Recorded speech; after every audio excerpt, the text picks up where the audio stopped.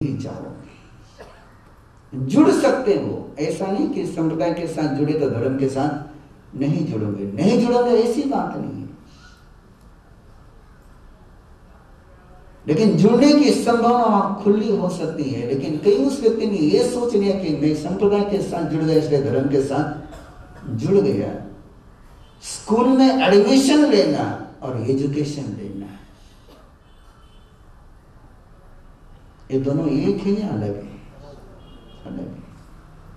केवल एडमिशन से काम नहीं चलता है, एजुकेशन भी चाहिए। बिना एडमिशन के एजुकेशन भी होता है।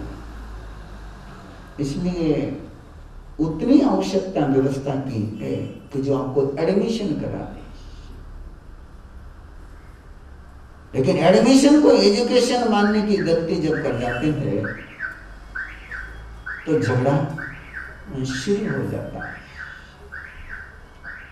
अध्यात्म और धर्म जीवन जीने की शैली है और संप्रदाय ये केवल दिखावे की शैली है। जो भी शो के लिए किया जाता है वो पाखंड है, वो संप्रदाय है। और जो जीने के लिए किया जाता है वो धर्म और अध्यात्म है, जिसके कारण से आपके जीवन की समस्या का समाधान मिलता है। वो धर्म है, वो अध्यात्म है। और जिसको करने से केवल आपको प्रतिष्ठा मिलती है कि ते तो भी करिए, वो संप्रदाय है। मनुष्य के जीवन में धर्म और अध्यात्म की आवश्यकता हर हाल में है। बिना धर्म और अध्यात्म के इंसान जी नहीं सकता है। संप्रदाय यदि उसको धर्म के साथ जोड़ने का काम करे तो संप्रदाय की कीमत बढ़ जाती है। और संप्रदाय यदि उसको धर्म और अध्यात्म से तोड़ने का प्रयास करे तो संप्रदाय परमात्मा के शब्दों में कालकुट जहर बन जाता है, साइनाइड पॉइजन बन जाता है। इसलिए आज की सबसे पहली आवश्यकता हुई है इस बात को स्वीकार करने की है कि संप्रदाय ये कपड़े हैं, धर्म ये जीवन है। शरीर के लिए कपड़े आवश्यक है सुरक्षा की दृष्टि से, लेकिन इसी कलर के कपड़े पहनने से शरीर की सुरक्षा होगी और उस कलर के कपड़े पहनने से शरीर की सुरक्षा नहीं होगी, ऐसा कोई कहता होगा तो उसको समझदार नहीं कह सकते। और यही से नासमझी का के शुरू हो जाता है। सारे झगड़े धर्म के हैं, संप्रदाय के। यदि दादा धर्माधिकारी के शब्द आपके पास पहुंचाओ तो उन्होंने बहुत अच्छे शब्द दिए। एक धर्मवादी होता है, एक धर्मजीवी होता है, अनेक धार्मिक होता है। कितने शब्द हैं? एक धर्मवादी है, एक धर्मजीवी है, अनेक धार्मिक है। धर्मवादी उसको कहते कि जो धर्म पर चर्चा करते जाता है, शास्त्रार्थ करते रह जाता है, इसो नहीं उसो, उसो नहीं उसो, उसो नहीं उसो, उसो नहीं उसो, वो धर्मवादी है। धर्मजीवी वो है जो धर्म को बेच करके पेट भरते हैं, धर्म के बल पर जो जीवन चलाते हैं।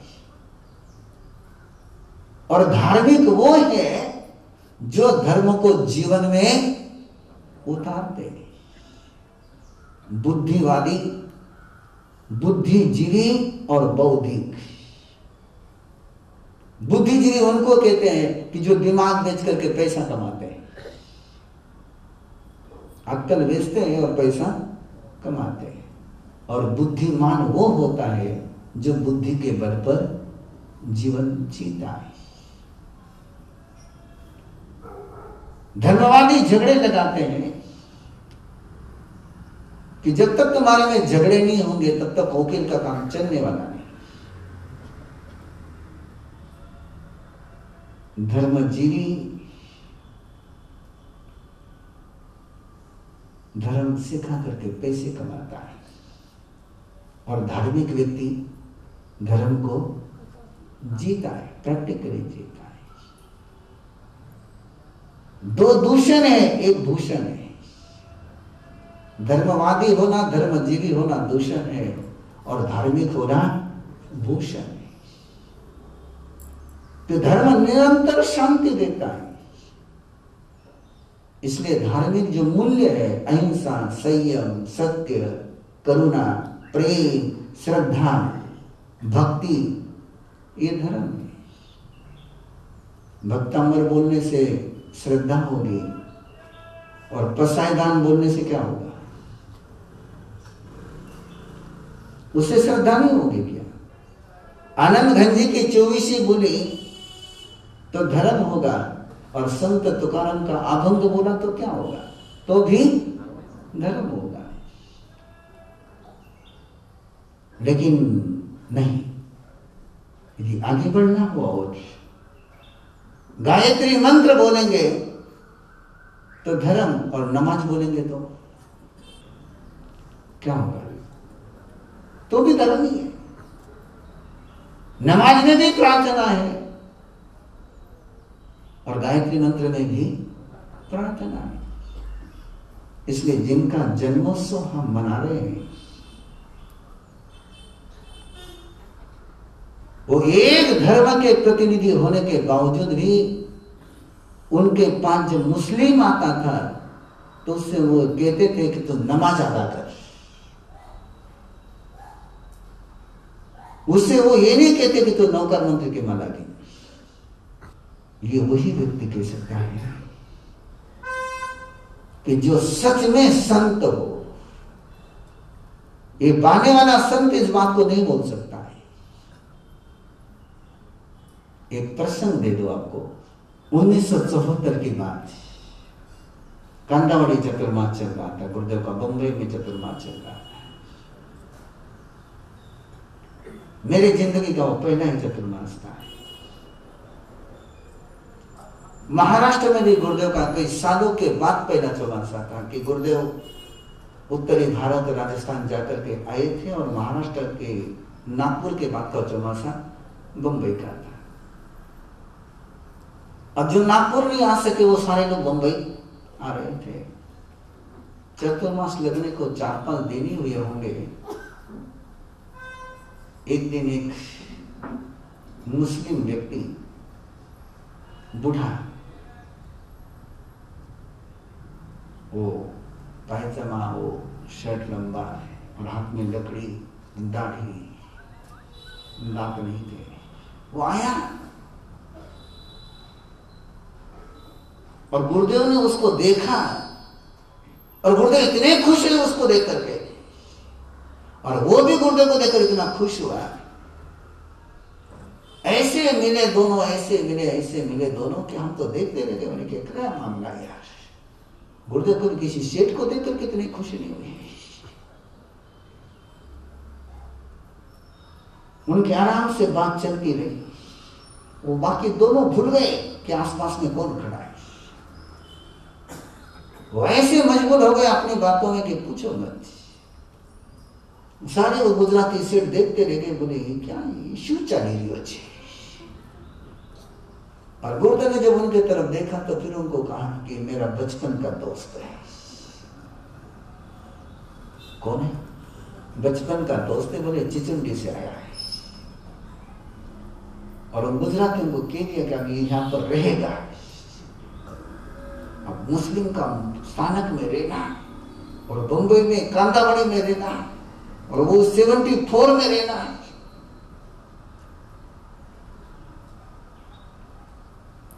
लेकिन वो भी रह गया। आराम से वो अपनी नमाज अदा करता है, बाकी ये दोनों दोस्त अपने परस्पर बातें करते हैं। एक दिन वो जो रात को सोया तो सुबह उठा ही नहीं। जब खबर पड़ी थी, और फिर तो गुजरातियों की हालत पूछो मत, कि किसी मुस्लिम की मौत स्थानक में हो जाए, फुल टेंशन।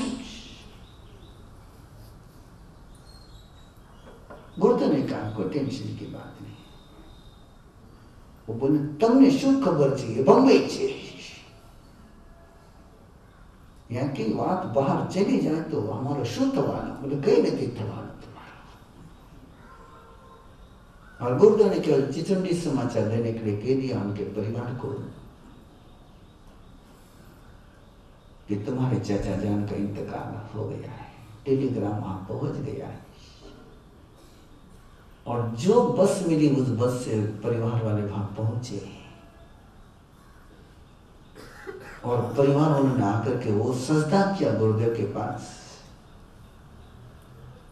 कि हमारे अब्बा जान मक्का नहीं जा सके, मदीना नहीं जा सके, लेकिन मक्का और मदीना में उनकी इंतकाल हो गया। आपके चरणों में उनका इंतकाल हो गया, ये मक्का मदीना में उनका इंतकाल हो गया।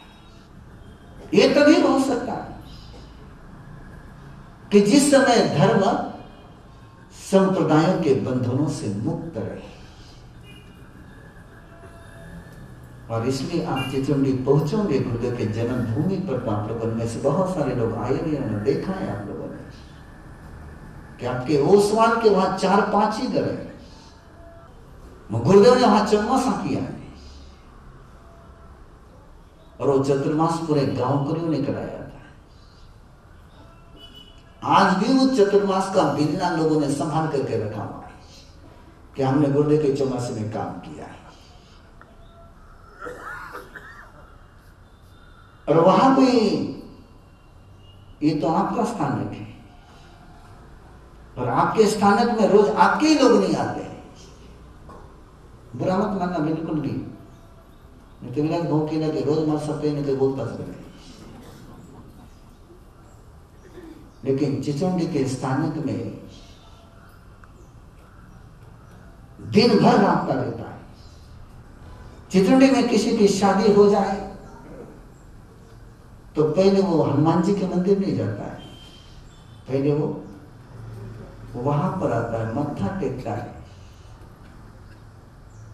शक्कर बांटता है, फिर आगे बढ़ता है। वहां गुरुदेव आनंद बाबा है, वहां जैनाचार्य नहीं है। ये उनके जीवन में संप्रदाय और धर्म,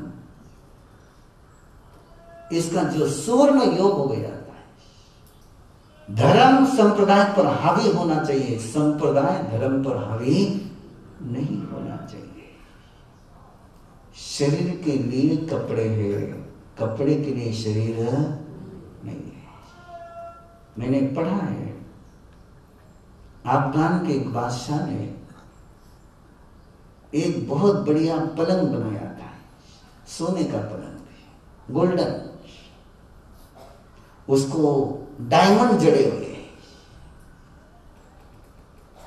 और सबको सोने के लिए उसने खुला कर दिया, कोई भी आकर इसको सो सकता है।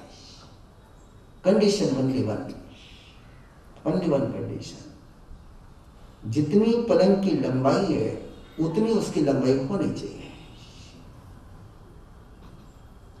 उससे कम लंबाई होगी तो वहां जो आदमी खड़े हैं उसको लंबा कर करके पलंग की लंबाई का करेंगे। एक तरफ से पांव खींचेंगे, एक तरफ से सिर खींचेंगे, और बिल्कुल उसके पलंग की लंबाई का करेंगे।